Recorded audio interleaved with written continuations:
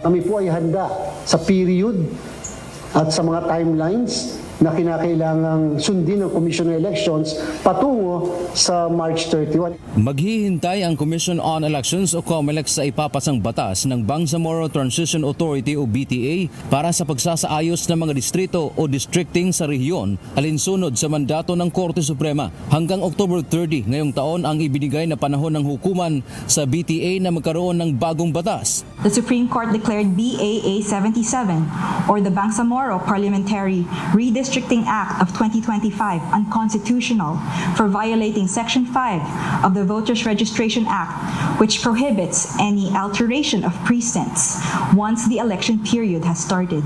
Ayon kay Chairman George Erwin Garcia, kapag may batas na, bubuksan nila ang paghahain ng kandidatura sa BARM sa Enero ng susunod na taon.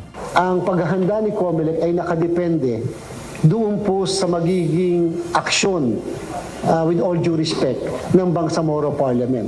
Alam niyo po naman, doon sa binanggit kahapon ng tagapagsalita ng Korte Suprema na may eleksyon sa March 31, subalit ang Bangsamoro ay kinakailangan magpasa ng bagong batas patungkol sa districting. Sa February 2026 naman, gagawin ang pag-iimprenta ng nasa 2.3 milyong balota. Batay sa mandato ng Supreme Court, dapat may isagawa ang halalan sa BARM bago matapos ang March 2026. Sinabi naman ng Bangsamoro government na ginagalang nila ang desisyon ng Supreme Court. Bilang pagsunod sa mandato ng Korte, ay agad silang magpapasa ng bagong redistricting law. Aminado ang COMELEC na back to zero ang lahat ng kanilang paghahanda. Lahat kasi ng preparasyon nila para sa October 13, 2025 parliamentary elections ay hindi na magagamit. Sana naman at kami po yung tumulong ang COMELEC upang maging maayos, makapagpasa sila ng maayos na batas. Umaasa ang COMELEC chief na kausapin sila ng BTA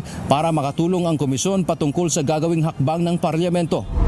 Kabilang sa nasayang ay ang naimprentang 2.3 milyon na mga balota na aabot anya sa kalahating bilyong piso ang nagastos. Bukod pa ito sa nagastos sa pagpapadala ng mga balota sa iba't ibang rehiyon. Sa kabuuan ay umaabot anya sa mahigit 1 bilyong piso ang nasayang, bunsod ng hindi na naman natuloy na BARM elections. Sa ngayon, ang problema ng COMELEC ay kung saan sila kukuha ng pondo para sa pagdaraos ng BARM elections sa 2026. Nangangailangan sila ng karagdagang halaga dahil malaki na ang nagastos sa ibinigay sa kanilang budget. Kinakailangan pa po namin manghingi ng dagdag na budget. Ang katanungan, saan po namin hihingin yung dagdag na budget? Sa Kongreso po ba?